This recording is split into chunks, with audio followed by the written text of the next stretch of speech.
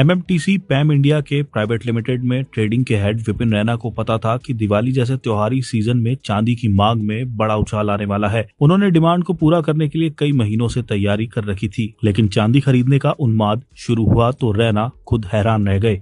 रैना की कंपनी देश की सबसे बड़ी कीमती मेटल रिफाइनरी है। इसके इतिहास में पहली बार चांदी का स्टॉक खत्म हो गया। रैना ने कहा, ज्यादातर लोग जो चांदी और चांदी के सिक्कों का व्यापार करते हैं उनके पास स्टॉक ही नहीं बचा है। चांदी को लोग बड़ी मात्रा में खरीद रहे हैं। चांदी के लिए इस तरह का पागलपन मैंने अपने 27 सालों के कैरियर में कभी नहीं देखा। कुछ ही दिनों में चांदी की ये कमी भारत ही नहीं बल्कि दुनिया भर में महसूस की जाने लगी। भारत के त्योहारी खरीदारों के साथ ही अंतर्राष्ट्रीय निवेशक और हेज फंड भी कीमती धातुओं में निवेश करने लगे। कई इसे अमेरिकी डॉलर की कमजोरी पर दाव मान रहे थे, जबकि कुछ सिर्फ बाजार की तेजी को फॉलो कर रहे थे।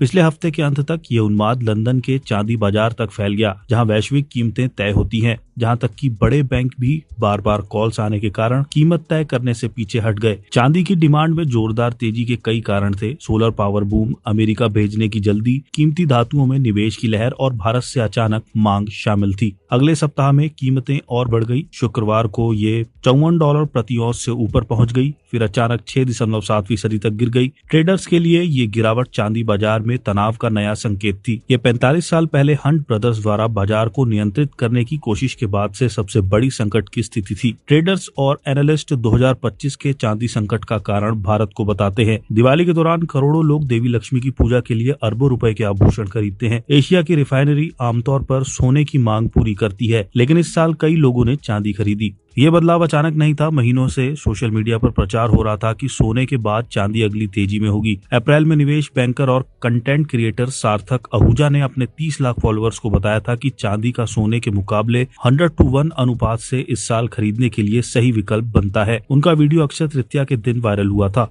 जैसे ही भारतीय मांग बढ़ी, चीन में एक हफ्ते की छुट्टी हो गई। चीन ही चांदी का सबसे बड़ा सप्लायर है, इसलिए डीलर्स लंदन की ओर रुख करने लगे। वहां भी भंडार काफी हद तक बिक चुके थे। वैश्विक ईटीएफ्स में निवेश बढ़ने के कारण लंदन में स्टॉक और कम हो गया। 2025 की शुरुआत से ईटीएफ निवेशकों ने 1 करोड़ से ज्यादा औंस चांदी खरीद ली, जिससे भारत की मांग को पूरा करने के लिए स्टॉक कम हो गया।